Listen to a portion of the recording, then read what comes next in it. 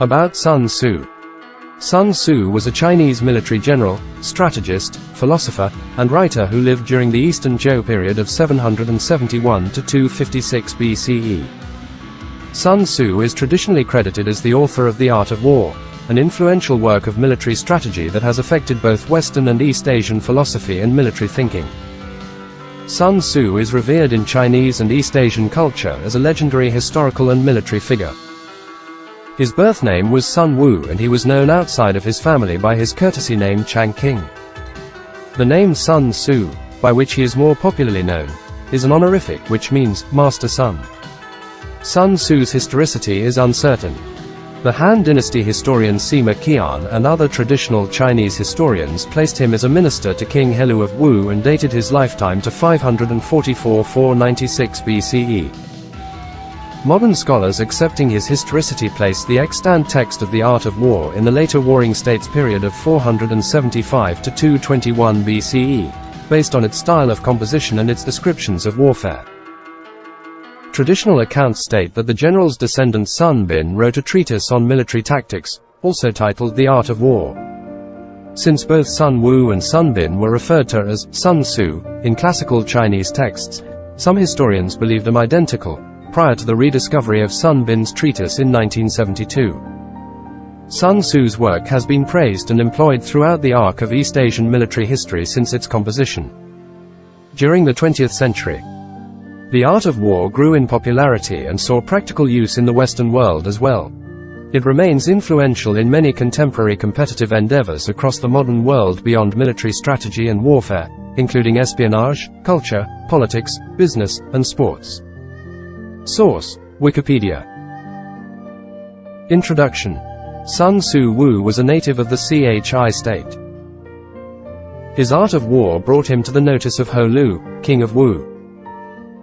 Ho Lu said to him, "I have carefully perused your 13 chapters. May I submit your theory of managing soldiers to a slight test?" Sun Tzu replied, "You may." Ho Lu asked, "May the test be applied to women?" The answer was again in the affirmative, so arrangements were made to bring 180 ladies out of the palace. Sun Tzu divided them into 2 companies and placed one of the king's favorite concubines at the head of each. He then bade them all take spears in their hands, and addressed them thus: "I presume you know the difference between front and back, right hand and left hand?" The girls replied, "Yes." Sun Tzu went on, "When I say, eyes front, you must look straight ahead. When I say, left turn, you must face towards your left hand. When I say, right turn, you must face towards your right hand. When I say, about turn, you must face right round towards your back." Again, the girls assented. The words of command having been thus explained, he set up the halberds and battle axes in order to begin the drill. Then, to the sound of drums, he gave the order, right turn. But the girls only burst out laughing. Sun Tzu said, "If words of command are not clear and distinct, if orders are not thoroughly understood, then the general is to blame." So he started drilling him again, and this time gave the order, left turn, whereupon the girls once more burst into fits of laughter. Sun Tzu: "If words of command are not clear and distinct, if orders are not thoroughly understood, the general is to blame. But if his orders are clear, and the soldiers nevertheless disobey, then it is the fault of their officers." So, saying, he ordered the leaders of the 2 companies to be beheaded. Now the king of Wu was watching the scene from the top of a raised pavilion, and when he saw that his favorite concubines were about to be executed, he was greatly alarmed and hurriedly sent down the following message: "We are now quite satisfied as to our general's ability to handle troops. If we are bereft of these 2 concubines, our meat and drink will lose their savor. It is our wish that they shall not be beheaded." Sun Tzu replied, "Having once received His Majesty's commission to be the general of his forces, there are certain commands of His Majesty which, acting in that capacity, I am unable to accept." Accordingly, he had the 2 leaders beheaded, and straightway installed the pair next in order as leaders in their place. When this had been done, the drum was sounded for the drill once more, and the girls went through all the evolutions, turning to the right or to the left, marching ahead or wheeling back, kneeling or standing, with perfect accuracy and precision, not venturing to utter a sound. Then Sun Tzu sent a messenger to the king saying, Your soldiers, sire, are now properly drilled and disciplined, and ready for your majesty's inspection. They can be put to any use that their sovereign may desire. Bid them go through fire and water, and they will not disobey." But the king replied, "Let our general cease drilling and return to camp.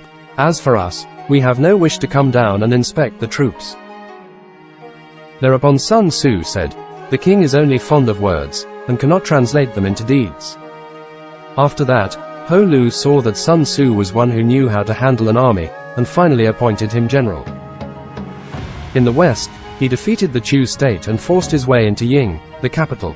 To the north, he put fear into the states of Qi and Qin, and spread his fame abroad amongst the feudal princes. And Sun Tzu shared in the might of the king. Ssu Ma Chen, c. 145 BC to 86 BC. Chapter 1. Laying Plans. 1. Sun Tzu said, "The art of war is of vital importance to the state." 2. It is a matter of life and death, a road either to safety or to ruin. Hence it is a subject of inquiry which can on no account be neglected. 3. The art of war, then, is governed by 5 constant factors, to be taken into account in one's deliberations, when seeking to determine the conditions obtaining in the field. 4. These factors are 1. The moral law, 2. Heaven, 3. Earth, 4. The commander, 5. Method and discipline. 5. The moral law causes the people to be in complete accord with their ruler, so that they will follow him regardless of their lives, undismayed by any danger. 6. Heaven signifies night and day, cold and heat, times and seasons. 7. Earth comprises distances, great and small, danger and security, open ground and narrow passes, the chances of life and death. 8. The commander stands for the virtues of wisdom, sincerity, benevolence, courage and strictness. 9. By method and discipline are to be understood the marshalling of the army in its proper subdivisions, the graduations of rank among the officers, the maintenance of roads by which supplies may reach the army, and the control of military expenditure. 10. These 5 heads should be familiar to every general. He who knows them will be victorious. He who knows them not, will fail. 11. Therefore, in your deliberations, when seeking to determine the military conditions, let them be made the basis of a comparison, in this wise. 12. 1. Which of the 2 sovereigns is imbued with the moral law? 2. Which of the 2 generals has most ability? 3. With whom lie the advantages derived from heaven and earth? 4. On which side is discipline most rigorously enforced? 5. Which army is stronger? 6. On which side are officers and men more highly trained? 7. In which army is there the greater constancy both in reward and punishment? 13. By means of these 7 considerations I can forecast victory or defeat. 14. The general that hearkens to my counsel and acts upon it, will conquer. Let such a one be retained in command. The general that hearkens not to my counsel nor acts upon it, will suffer defeat. Let such a one be dismissed. 15. While heeding the profit of my counsel, avail yourself also of any helpful circumstances over and beyond the ordinary rules. 16. According as circumstances are favorable, one should modify one's plans. 17. All warfare is based on deception. 18. Hence, when able to attack, we must seem unable. When using our forces, we must seem inactive. When we are near, we must make the enemy believe we are far away. When far away, we must make him believe we are near. 19. Hold out baits to entice the enemy. Feign disorder, and crush him. 20. If he is secure at all points, be prepared for him. If he is in superior strength, evade him. 21. If your opponent is of choleric temper, seek to irritate him. Pretend to be weak, that he may grow arrogant. 22. If he is taking his ease, give him no rest. If his forces are united, separate them. 23. Attack him where he is unprepared, appear where you are not expected. 24. These military devices, leading to victory, must not be divulged beforehand. 25. Now the general who wins a battle makes many calculations in his temple ere the battle is fought. The general who loses a battle makes but few calculations beforehand.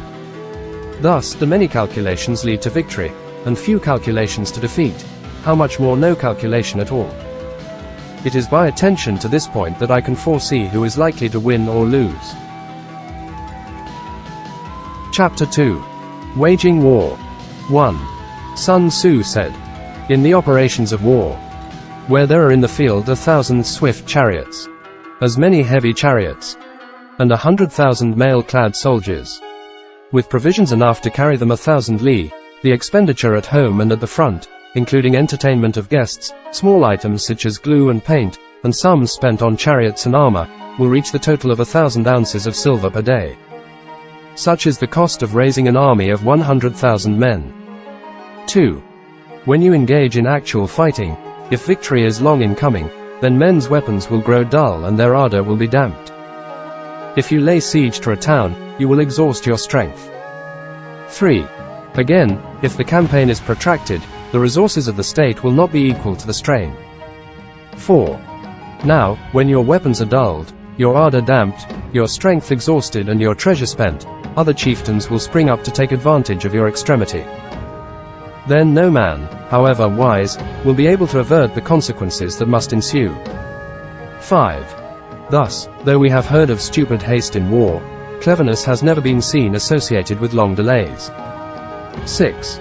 There is no instance of a country having benefited from prolonged warfare. 7. It is only one who is thoroughly acquainted with the evils of war that can thoroughly understand the profitable way of carrying it on. 8. The skillful soldier does not raise a second levy, and neither are his supply wagons loaded more than twice. 9.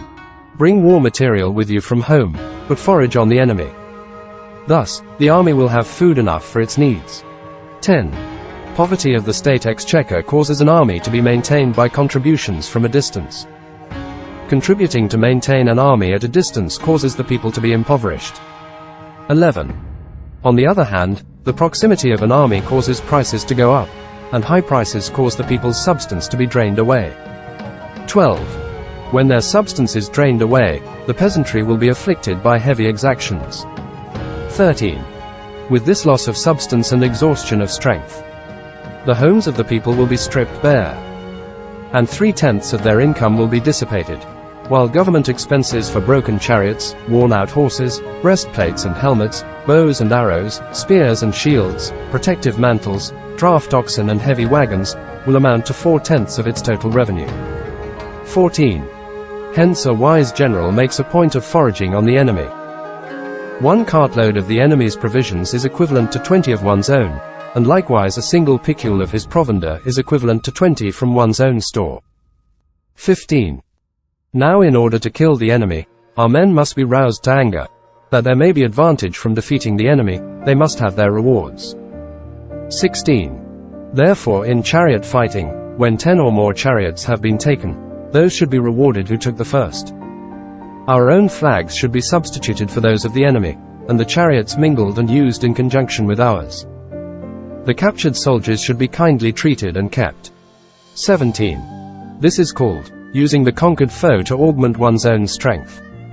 18. In war, then, let your great object be victory, not lengthy campaigns. 19. Thus it may be known that the leader of armies is the arbiter of the people's fate, the man on whom it depends whether the nation shall be in peace or in peril. Chapter 3. Attack by Stratagem. 1. Sun Tzu said, "In the practical art of war, the best thing of all is to take the enemy's country whole and intact. To shatter and destroy it is not so good. So, too, it is better to capture an army entire than to destroy it, to capture a regiment, a detachment or a company entire than to destroy them. 2. Hence to fight and conquer in all your battles is not supreme excellence. Supreme excellence consists in breaking the enemy's resistance without fighting. 3.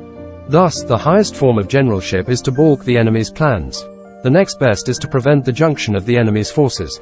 The next in order is to attack the enemy's army in the field. And the worst policy of all is to besiege walled cities.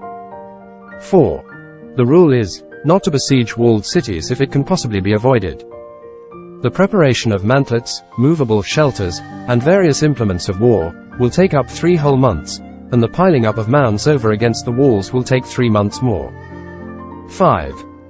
The general, unable to control his irritation, will launch his men to the assault like swarming ants, with the result that 1/3 of his men are slain, while the town still remains untaken.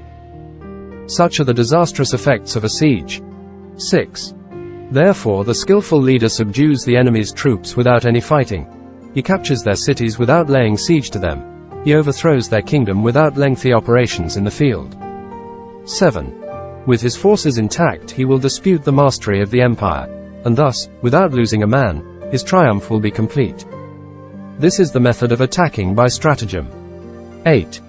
It is the rule in war, if our forces are 10 to the enemy's 1, to surround him. If 5 to 1, to attack him. If twice as numerous, to divide our army into 2. 9. If equally matched, we can offer battle. If slightly inferior in numbers, we can avoid the enemy. If quite unequal in every way, we can flee from him. 10. Hence, though an obstinate fight may be made by a small force, in the end it must be captured by the larger force. 11. Now the general is the bulwark of the state. If the bulwark is complete at all points, the state will be strong. If the bulwark is defective, the state will be weak. 12. There are 3 ways in which a ruler can bring misfortune upon his army.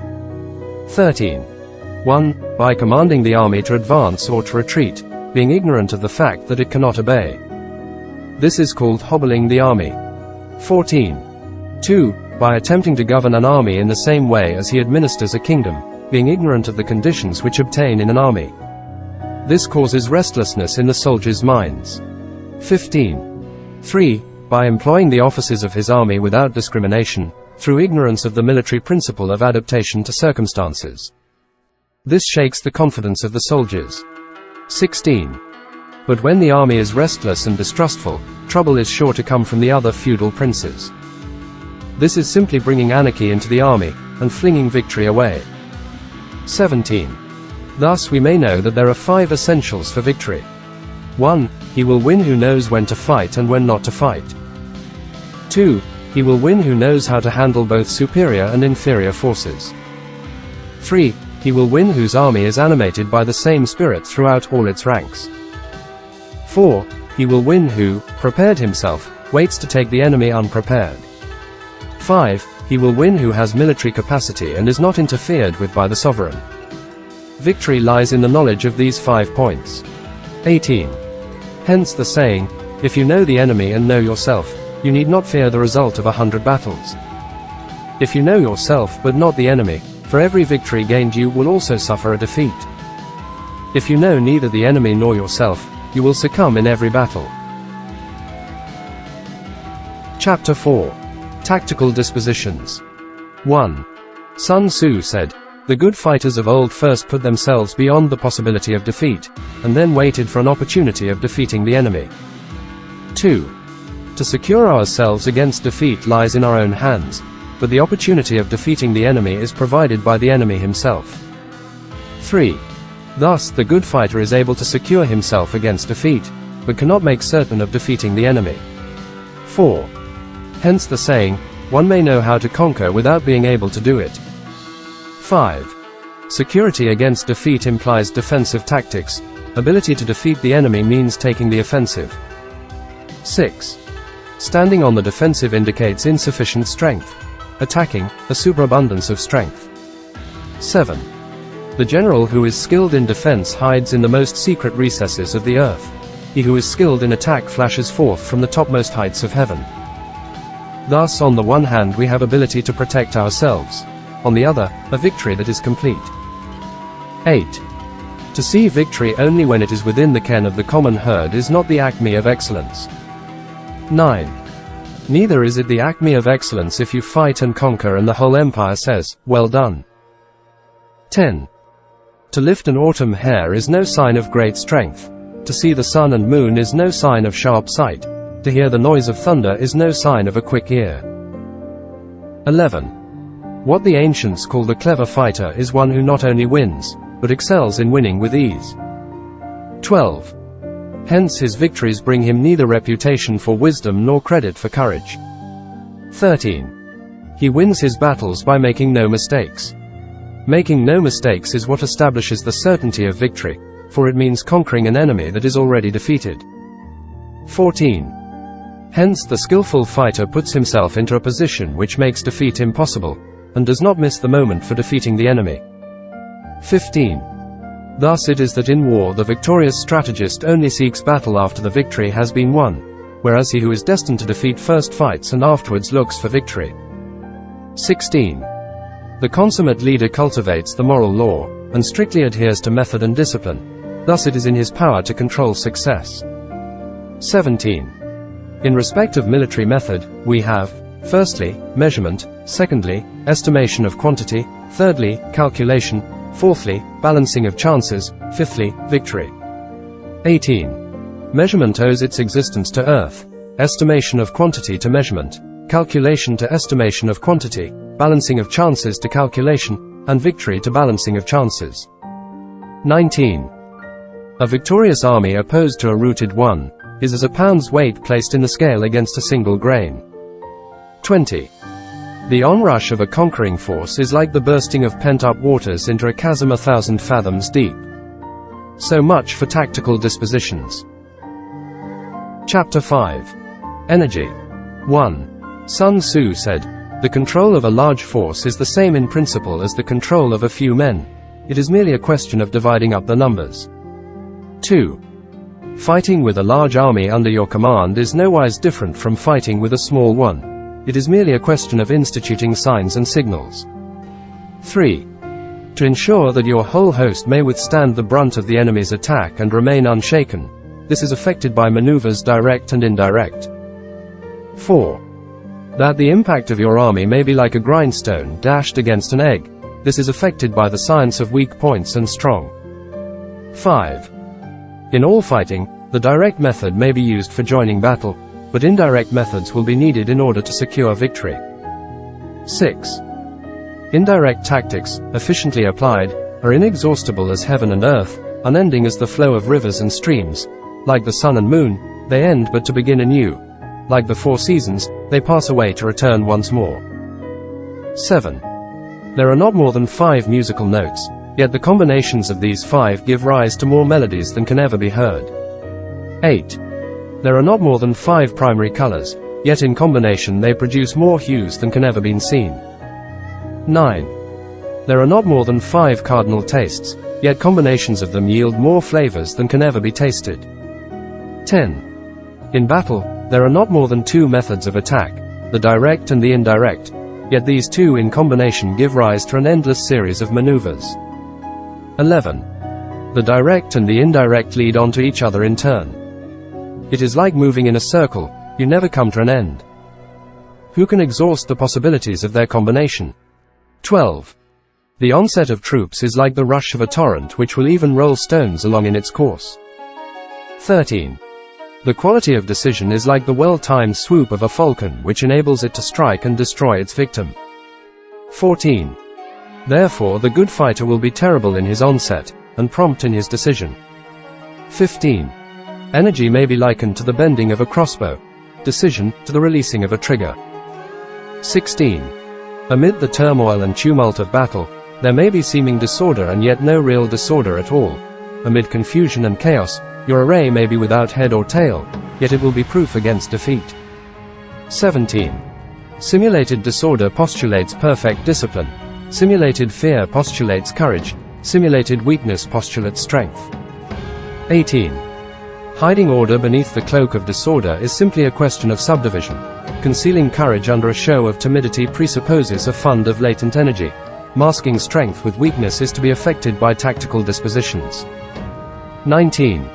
Thus one who is skillful at keeping the enemy on the move maintains deceitful appearances, according to which the enemy will act.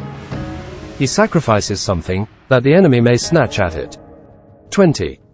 By holding out baits, he keeps him on the march. Then with a body of picked men he lies in wait for him. 21. The clever combatant looks to the effect of combined energy, and does not require too much from individuals. Hence his ability to pick out the right men and to utilize combined energy. 22. When he utilizes combined energy, his fighting men become as it were like unto rolling logs or stones. For it is the nature of a log or stone to remain motionless on level ground, and to move when on a slope. If four-cornered, to come to a standstill, but if round-shaped, to go rolling down. 23. Thus, the energy developed by good fighting men is as the momentum of a round stone rolled down a mountain thousands of feet in height. So much, on the subject of energy. Chapter 6.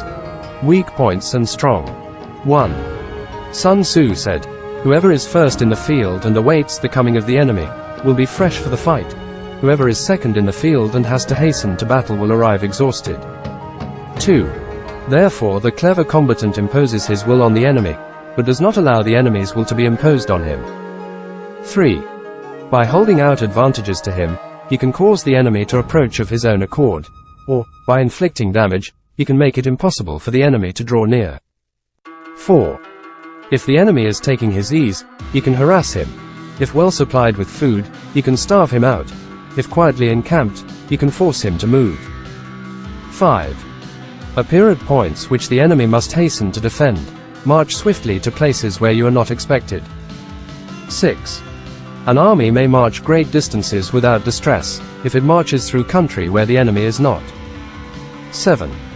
You can be sure of succeeding in your attacks if you only attack places which are undefended. You can ensure the safety of your defense if you only hold positions that cannot be attacked. 8. Hence that general is skillful in attack whose opponent does not know what to defend, and he is skillful in defense whose opponent does not know what to attack. 9. O divine art of subtlety and secrecy! Through you we learn to be invisible, through you inaudible, and hence we can hold the enemy's fate in our hands. 10. You may advance and be absolutely irresistible, if you make for the enemy's weak points. You may retire and be safe from pursuit if your movements are more rapid than those of the enemy. 11. If we wish to fight, the enemy can be forced to an engagement even though he be sheltered behind a high rampart and a deep ditch. All we need do is to attack some other place that he will be obliged to relieve. 12. If we do not wish to fight, we can prevent the enemy from engaging us, even though the lines of our encampment be merely traced out on the ground. All we need do is to throw something odd and unaccountable in his way. 13. By discovering the enemy's dispositions and remaining invisible ourselves, we can keep our forces concentrated, while the enemy's must be divided. 14. We can form a single united body, while the enemy must split up into fractions. Hence there will be a whole pitted against separate parts of a whole, which means that we shall be many to the enemy's few. 15. And if we are able thus to attack an inferior force with a superior one, our opponents will be in dire straits. 16. The spot where we intend to fight must not be made known, for then the enemy will have to prepare against a possible attack at several different points, and his forces being thus distributed in many directions, the numbers we shall have to face at any given point will be proportionately few. 17. For should the enemy strengthen his van, he will weaken his rear. Should he strengthen his rear, he will weaken his van. Should he strengthen his left, he will weaken his right. Should he strengthen his right, he will weaken his left. If he sends reinforcements everywhere, he will everywhere be weak. 18. Numerical weakness comes from having to prepare against possible attacks. Numerical strength, from compelling our adversary to make these preparations against us. 19. Knowing the place and the time of the coming battle, we may concentrate from the greatest distances in order to fight. 20. But if neither time nor place be known, then the left wing will be impotent to succor the right equally impotent to succor the left, the van unable to relieve the rear, or the rear to support the van. How much more so if the furthest portions of the army are anything under 100 li apart, and even the nearest are separated by several li. 21. Though according to my estimate the soldiers of you exceed our own in number, that shall advantage them nothing in the matter of victory. I say then that victory can be achieved. 22. Though the enemy be stronger in numbers, we may prevent him from fighting. Schemes so as to discover his plans and the likelihood of their success. 23. Rouse him, and learn the principle of his activity or inactivity. Force him to reveal himself, so as to find out his vulnerable spots. 24. Carefully compare the opposing army with your own, so that you may know where strength is superabundant and where it is deficient. 25. In making tactical dispositions, the highest pitch you can attain is to conceal them. Conceal your dispositions, and you will be safe from the prying of the subtlest spies, from the machinations of the wisest brains. 26. How victory may be produced for them out of the enemy's own tactics, that is what the multitude cannot comprehend.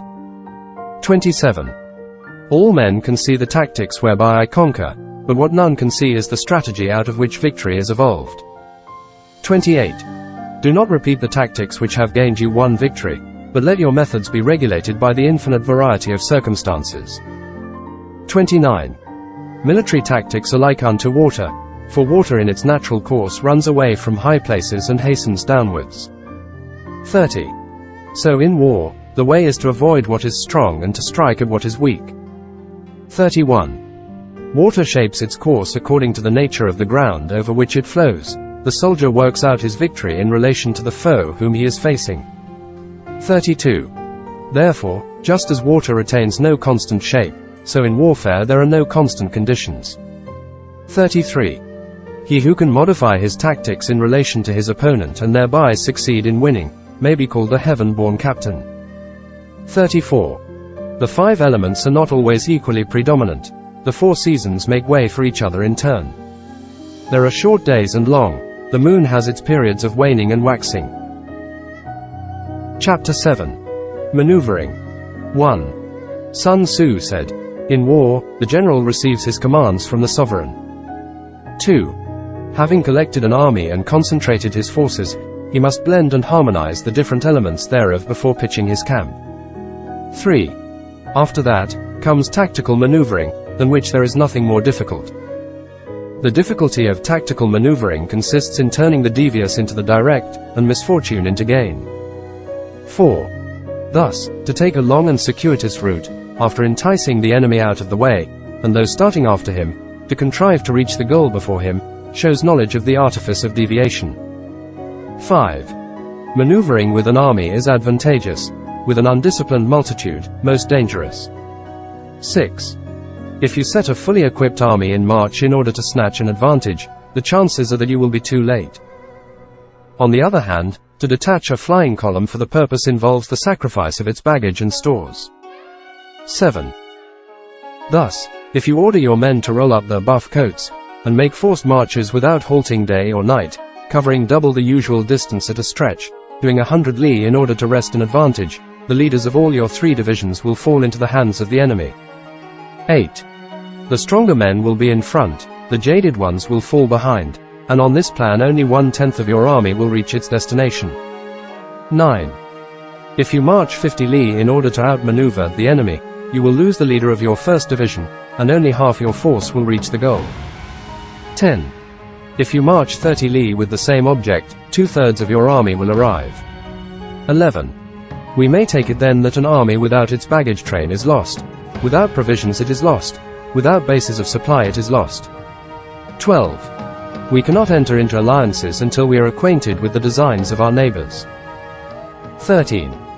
We are not fit to lead an army on the march unless we are familiar with the face of the country, its mountains and forests, its pitfalls and precipices, its marshes and swamps.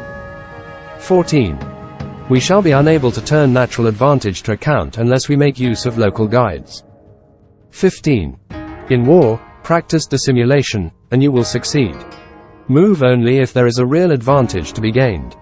16. Whether to concentrate or to divide your troops, must be decided by circumstances. 17. Let your rapidity be that of the wind, your compactness that of the forest. 18.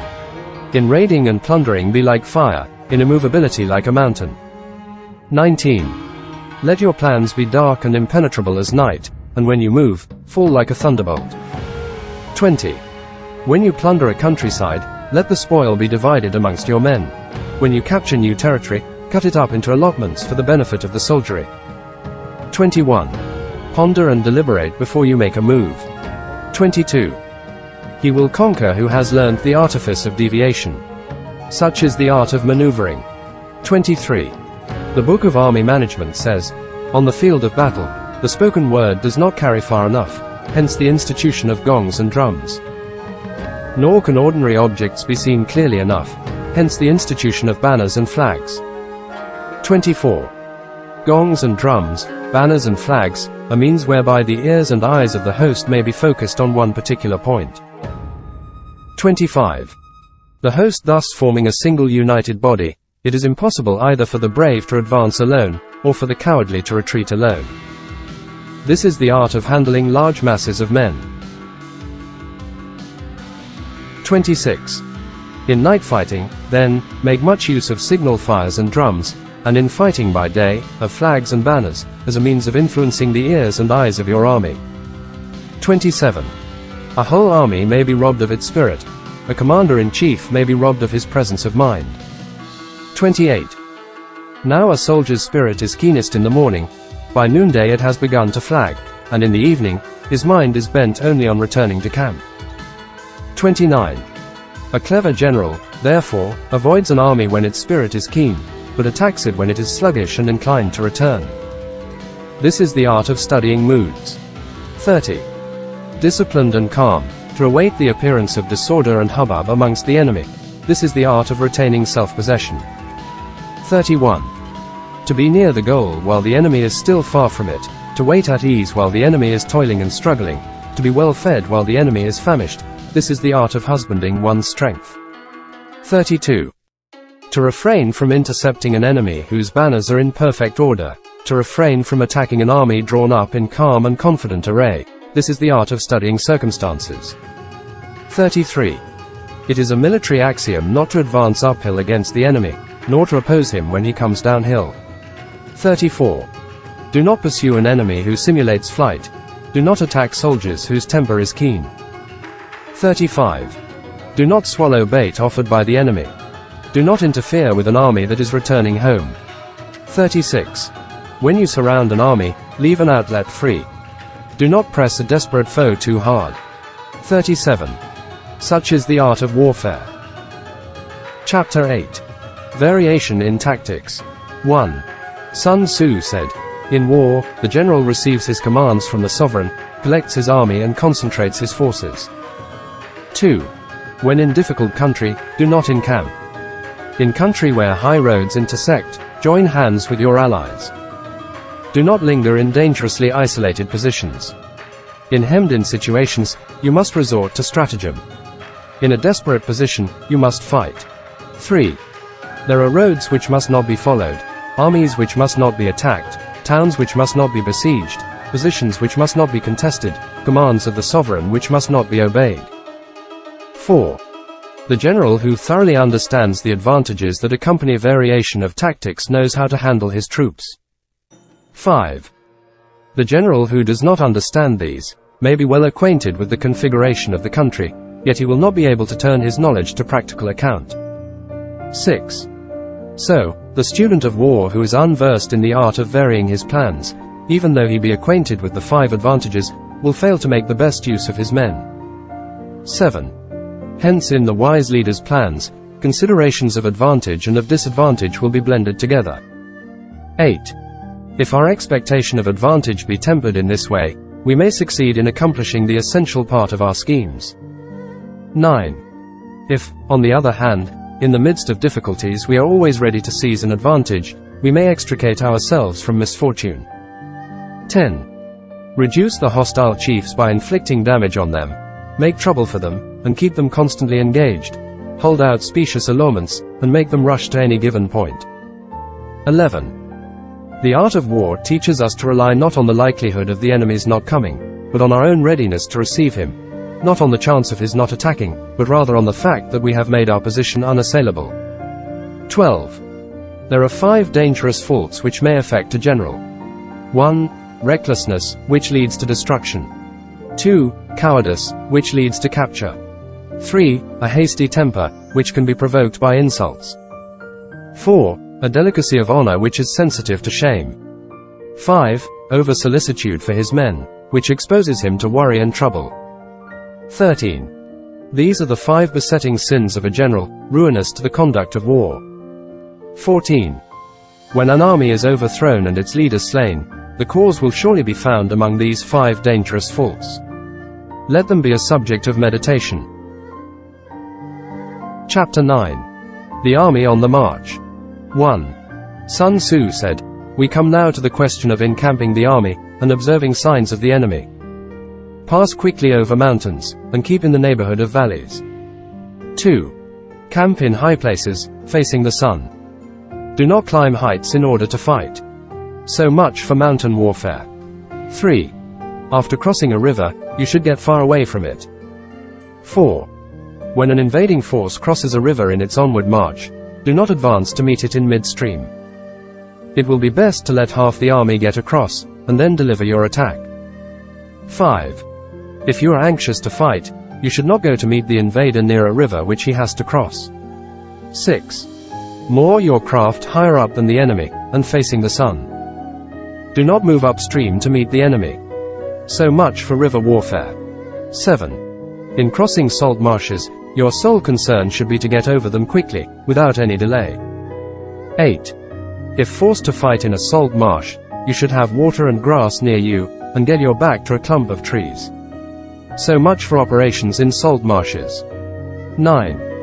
In dry, level country, take up an easily accessible position with rising ground to your right and on your rear, so that the danger may be in front, and safety lie behind. So much for campaigning in flat country. 10. These are the 4 useful branches of military knowledge which enabled the Yellow Emperor to vanquish 4 several sovereigns. 11. All armies prefer high ground to low and sunny places to dark. 12. If you are careful of your men, and camp on hard ground, the army will be free from disease of every kind, and this will spell victory. 13. When you come to a hill or a bank, occupy the sunny side, with the slope on your right rear. Thus you will at once act for the benefit of your soldiers and utilize the natural advantages of the ground. 14. When, in consequence of heavy rains up country, a river which you wish to ford is swollen and flecked with foam, you must wait until it subsides. 15. Country in which there are precipitous cliffs with torrents running between, deep natural hollows, confined places, tangled thickets, quagmires and crevasses, should be left with all possible speed and not approached. 16. While we keep away from such places, we should get the enemy to approach them. While we face them, we should let the enemy have them on his rear. 17. If in the neighborhood of your camp there should be any hilly country, ponds surrounded by aquatic grass, hollow basins filled with reeds, or woods with thick undergrowth, they must be carefully rooted out and searched, for these are places where men in ambush or insidious spies are likely to be lurking. 18. When the enemy is close at hand and remains quiet, he is relying on the natural strength of his position. 19. When he keeps aloof and tries to provoke a battle, he is anxious for the other side to advance. 20. If his place of encampment is easy of access, he is tendering a bait. 21. Movement amongst the trees of a forest shows that the enemy is advancing. The appearance of a number of screens in the midst of thick grass means that the enemy wants to make us suspicious. 22. The rising of birds in their flight is the sign of an ambuscade.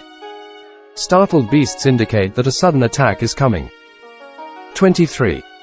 When there is dust rising in a high column, it is the sign of chariots advancing.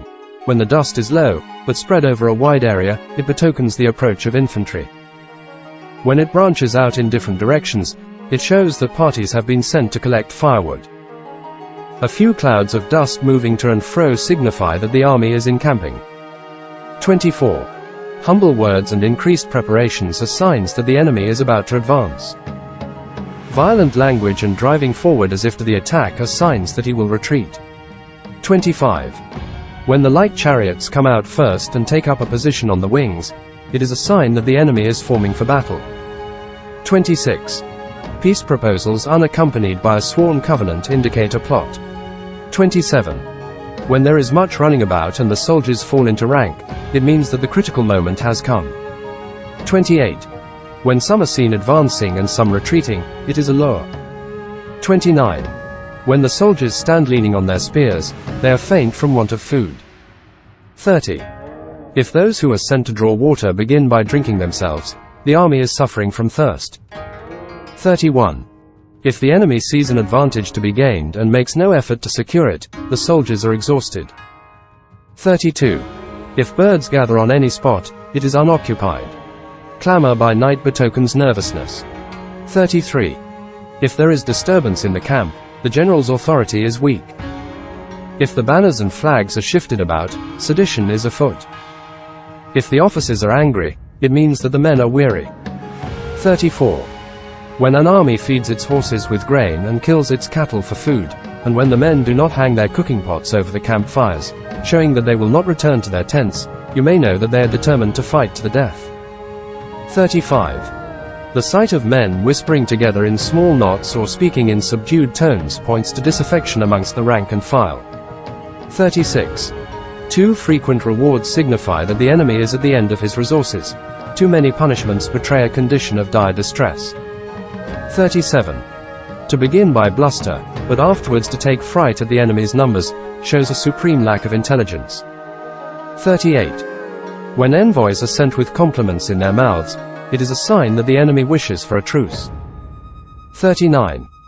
If the enemy's troops march up angrily and remain facing ours for a long time without either joining battle or taking themselves off again, the situation is one that demands great vigilance and circumspection. 40. If our troops are no more in number than the enemy, that is amply sufficient. It only means that no direct attack can be made. What we can do is simply to concentrate all our available strength, keep a close watch on the enemy, and obtain reinforcements. 41. He who exercises no forethought but makes light of his opponents is sure to be captured by them. 42. If soldiers are punished before they have grown attached to you, they will not prove submissive, and, unless submissive, they will be practically useless. If, when the soldiers have become attached to you, punishments are not enforced, they will still be useless. 43.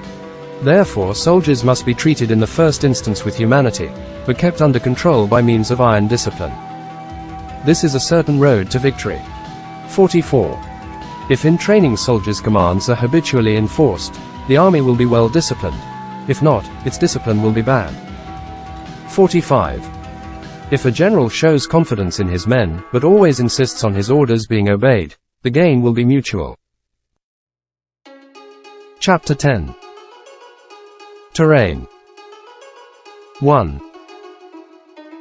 Sun Tzu said, "We may distinguish 6 kinds of terrain, to wit, 1. Accessible ground, 2. Entangling ground, 3. Temporizing ground, 4. Narrow passes, 5. Precipitous heights, 6. Positions at a great distance from the enemy.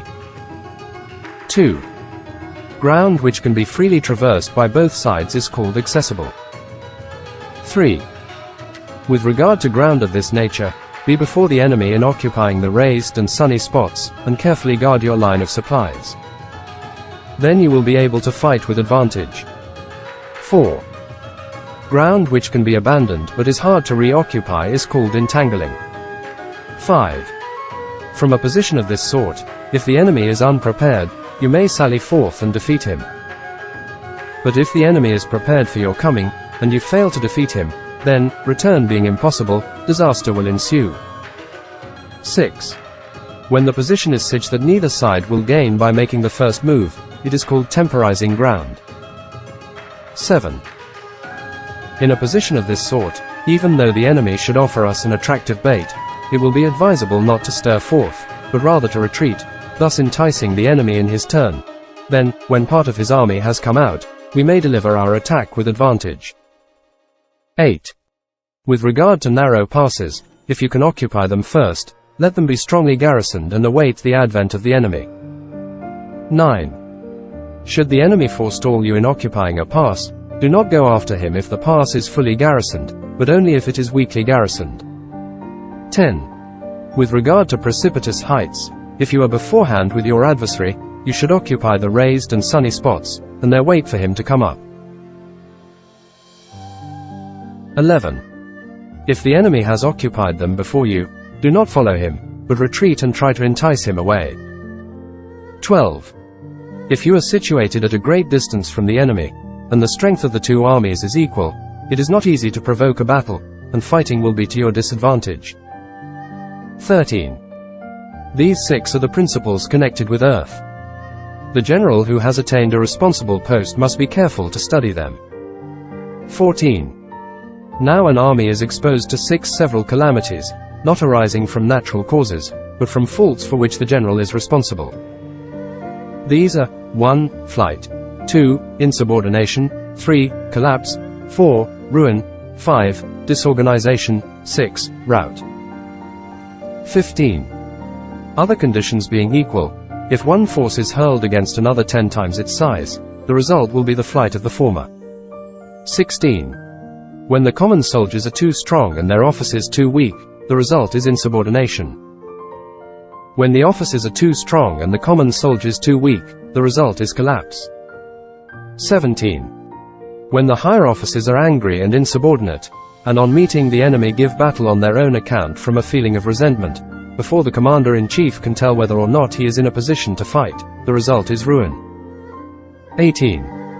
When the general is weak and without authority, when his orders are not clear and distinct, when there are no fixed duties assigned to officers and men, and the ranks are formed in a slovenly haphazard manner, the result is utter disorganization. 19.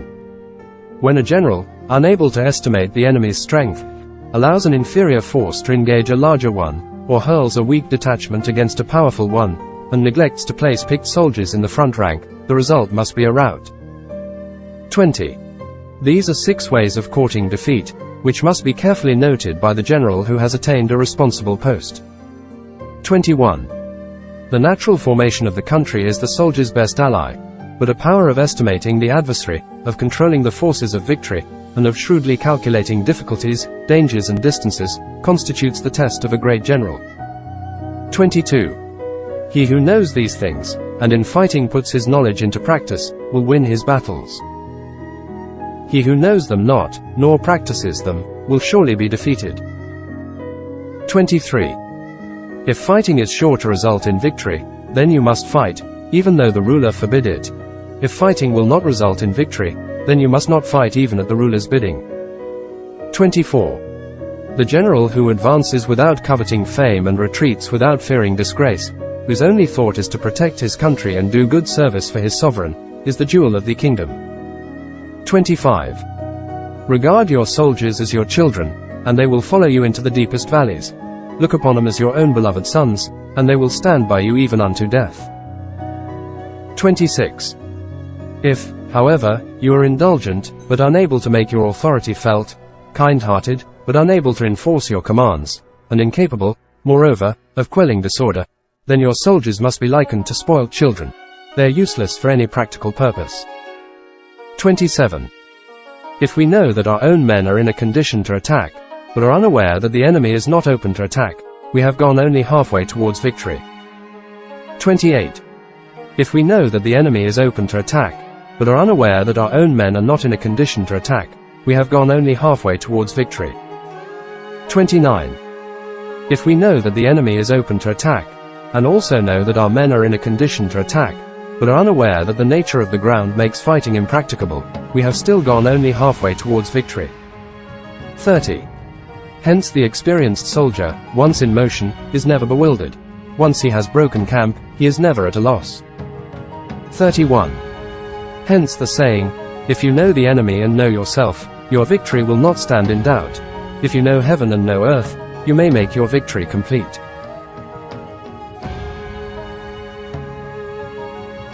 Chapter 11.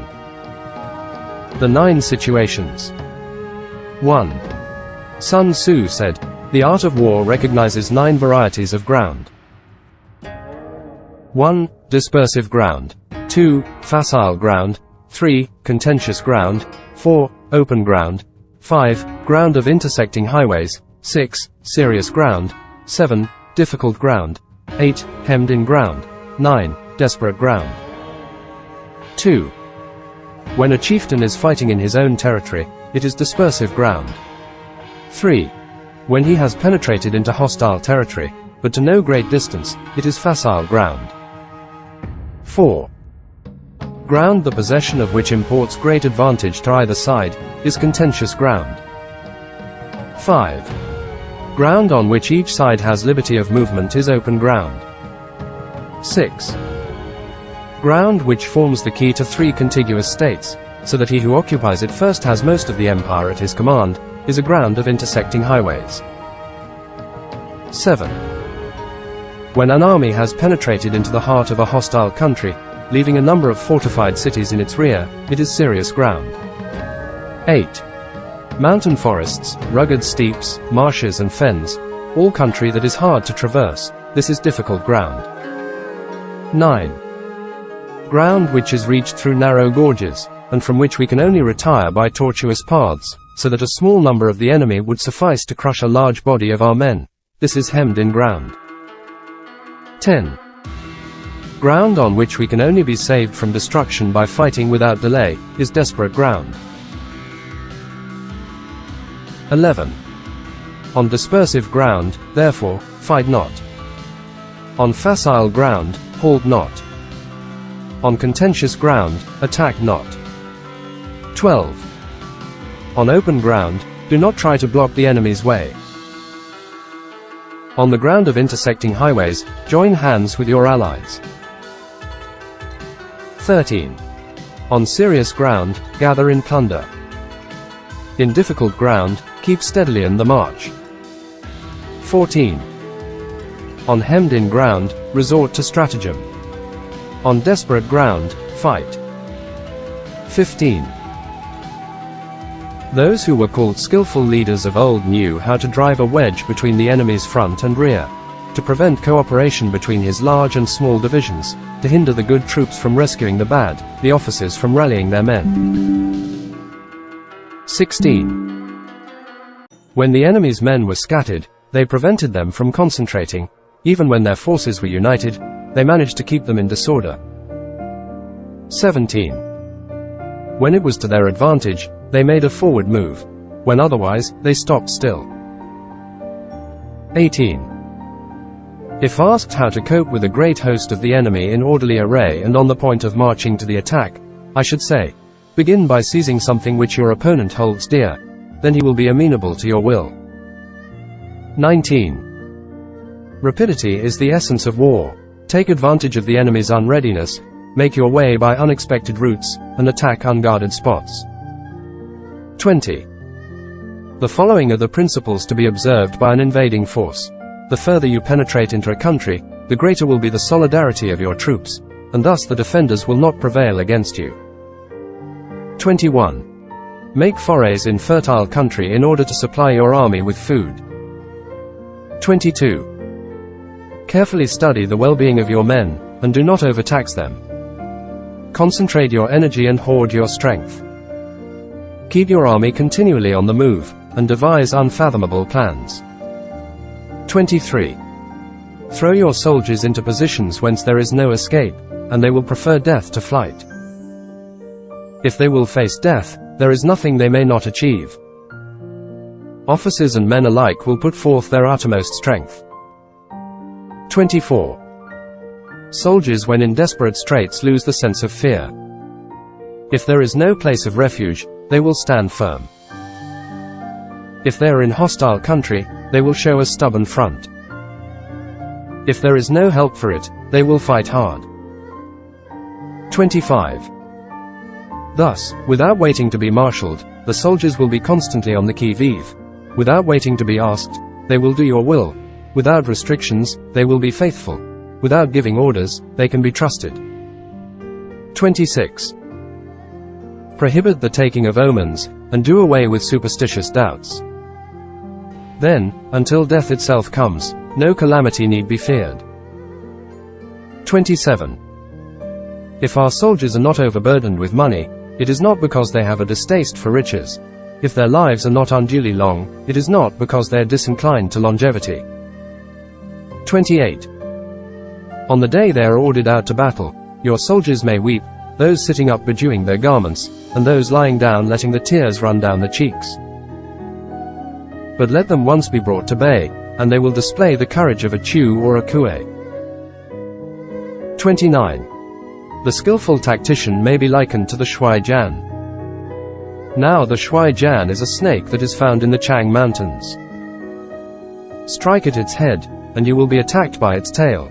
Strike at its tail, and you will be attacked by its head. Strike at its middle, and you will be attacked by EAD and tail both. 30.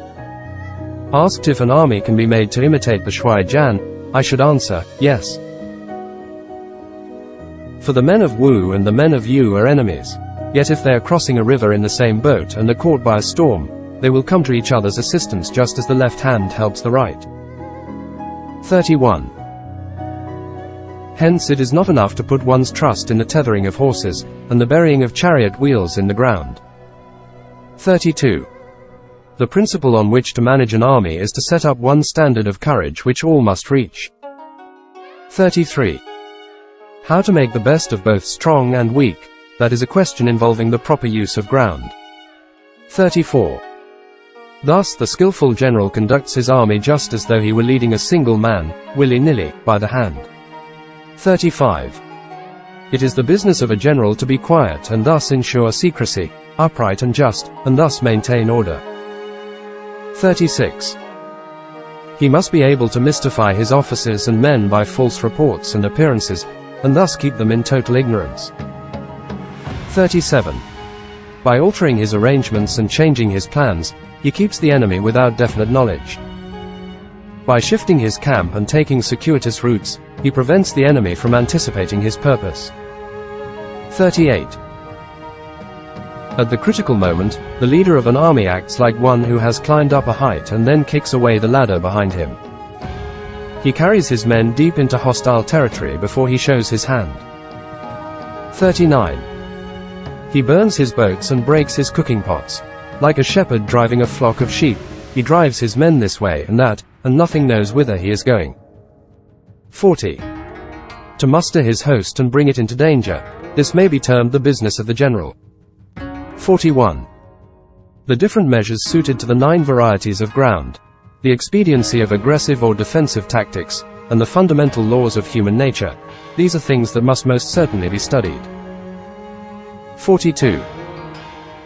When invading hostile territory, the general principle is that penetrating deeply brings cohesion, penetrating but a short way means dispersion. 43. When you leave your own country behind, and take your army across neighborhood territory, you find yourself on critical ground. When there are means of communication on all 4 sides, the ground is one of intersecting highways. 44.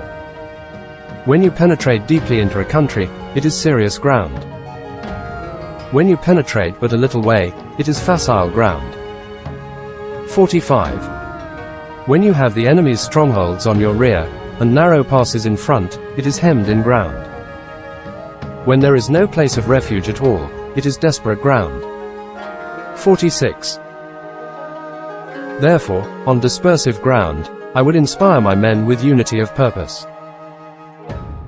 On facile ground, I would see that there is close connection between all parts of my army. 47.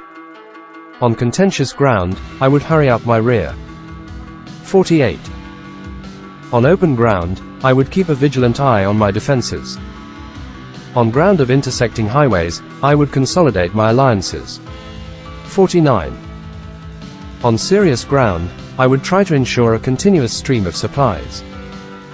On difficult ground, I would keep pushing on along the road. 50.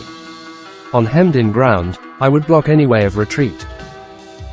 On desperate ground, I would proclaim to my soldiers the hopelessness of saving their lives. 51. For it is the soldier's disposition to offer an obstinate resistance when surrounded, to fight hard when he cannot help himself, and to obey promptly when he has fallen into danger. 52. We cannot enter into alliance with neighboring princes until we are acquainted with their designs. We are not fit to lead an army on the march unless we are familiar with the face of the country, its mountains and forests, its pitfalls and precipices, its marshes and swamps. We shall be unable to turn natural advantages to account unless we make use of local guides. 53. To be ignorant of any one of the following 4 or 5 principles does not befit a warlike prince. 54. When a warlike prince attacks a powerful state, his generalship shows itself in preventing the concentration of the enemy's forces. He overawes his opponents, and their allies are prevented from joining against him. 55. Hence he does not strive to ally himself with all and sundry, nor does he foster the power of other states.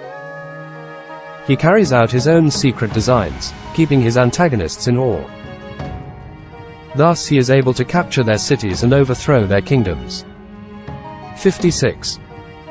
Bestow rewards without regard to rule, issue orders without regard to previous arrangements, and you will be able to handle a whole army as though you had to do with but a single man. 57. Confront your soldiers with the deed itself. Never let them know your design. When the outlook is bright, bring it before their eyes, but tell them nothing when the situation is gloomy. 58. Place your army in deadly peril, and it will survive. Plunge it into desperate straits, and it will come off in safety. 59. For it is precisely when a force has fallen into harm's way that is capable of striking a blow for victory. 60. Success in warfare is gained by carefully accommodating ourselves to the enemy's purpose. 61. By persistently hanging on the enemy's flank, we shall succeed in the long run in killing the commander-in-chief. 62.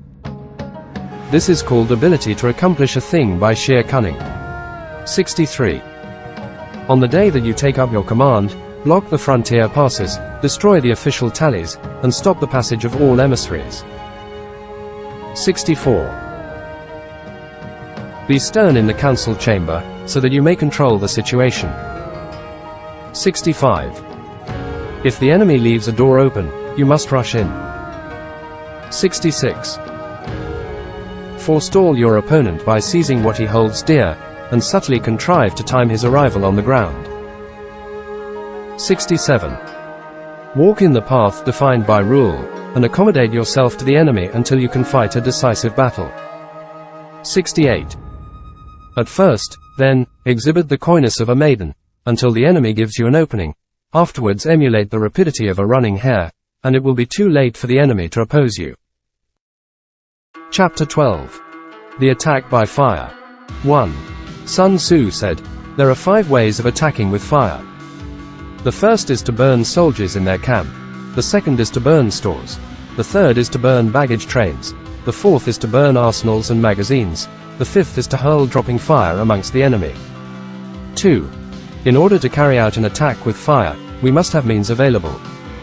The material for raising fire should always be kept in readiness. 3. There is a proper season for making attacks with fire, and special days for starting a conflagration. 4. The proper season is when the weather is very dry. The special days are those when the moon is in the constellations of the sieve, the wall, the wing or the crossbar, for these 4 are all days of rising wind. 5. In attacking with fire, one should be prepared to meet 5 possible developments. 6. 1. When fire breaks out inside the enemy's camp, respond at once with an attack from without. 7. 2. If there is an outbreak of fire, but the enemy's soldiers remain quiet, bide your time and do not attack. 8. 3. When the force of the flames has reached its height, follow it up with an attack, if that is practicable. If not, stay where you are. 9. 4. If it is possible to make an assault with fire from without, do not wait for it to break out within, but deliver your attack at a favorable moment. 10. 5. When you start a fire, be to windward of it. Do not attack from the leeward. 11. A wind that rises in the daytime lasts long, but a night breeze soon falls. 12. In every army, the 5 developments connected with fire must be known, the movements of the stars calculated, and a watch kept for the proper days. 13. Hence those who use fire as an aid to the attack show intelligence. Those who use water as an aid to the attack gain an accession of strength. 14. By means of water, an enemy may be intercepted, but not robbed of all his belongings. 15. Unhappy is the fate of one who tries to win his battles and succeed in his attacks without cultivating the spirit of enterprise, for the result is waste of time and general stagnation. 16. Hence the saying, the enlightened ruler lays his plans well ahead, the good general cultivates his resources. 17. Move not unless you see an advantage. Use not your troops unless there is something to be gained. Fight not unless the position is critical. 18. No ruler should put troops into the field merely to gratify his own spleen. No general should fight a battle simply out of pique. 19. If it is to your advantage, make a forward move. If not, stay where you are. 20. Anger may in time change to gladness. Vexation may be succeeded by content. 21. But a kingdom that has once been destroyed can never come again into being, nor can the dead ever be brought back to life. 22. Hence the enlightened ruler is heedful, and the good general full of caution. This is the way to keep a country at peace and an army intact. Chapter 13. The Use of Spies. 1. Sun Tzu said, "Raising a host of 100,000 men and marching them great distances entails heavy loss on the people and a drain on the resources of the state. The daily expenditure will amount to 1,000 ounces of silver. There will be commotion at home and abroad, and men will drop down exhausted on the highways. As many as 700,000 families will be impeded in their labor. 2. Hostile armies may face each other for years, striving for the victory which is decided in a single day. This being so, to remain in ignorance of the enemy's condition simply because one grudges the outlay of 100 ounces of silver in honors and emoluments, is the height of inhumanity. 3. One who acts thus is no leader of men, no present help to his sovereign, no master of victory. 4. Thus, what enables the wise sovereign and the good general to strike and conquer, and achieve things beyond the reach of ordinary men, is foreknowledge. 5. Now this foreknowledge cannot be elicited from spirits. It cannot be obtained inductively from experience, nor by any deductive calculation. 6. Knowledge of the enemy's dispositions can only be obtained from other men. 7. Hence the use of spies, of whom there are 5 classes. 1. Local spies. 2. Inward spies. 3. Converted spies. 4. Doomed spies. 5. Surviving spies. 8. When these 5 kinds of spy are all at work, none can discover the secret system. This is called divine manipulation of the threads. It is the sovereign's most precious faculty. 9. Having local spies means employing the services of the inhabitants of a district. 10. Having inward spies, making use of officials of the enemy. 11. Having converted spies, getting hold of the enemy's spies and using them for our own purposes. 12. Having doomed spies, doing certain things openly for purposes of deception, and allowing our own spies to know of them and report them to the enemy. 13. Surviving spies, finally, are those who bring back news from the enemy's camp. 14. Hence it is that with none in the whole army are more intimate relations to be maintained than with spies. None should be more liberally rewarded. In no other business should greater secrecy be preserved. 15. Spies cannot be usefully employed without a certain intuitive sagacity. 16. They cannot be properly managed without benevolence and straightforwardness. 17.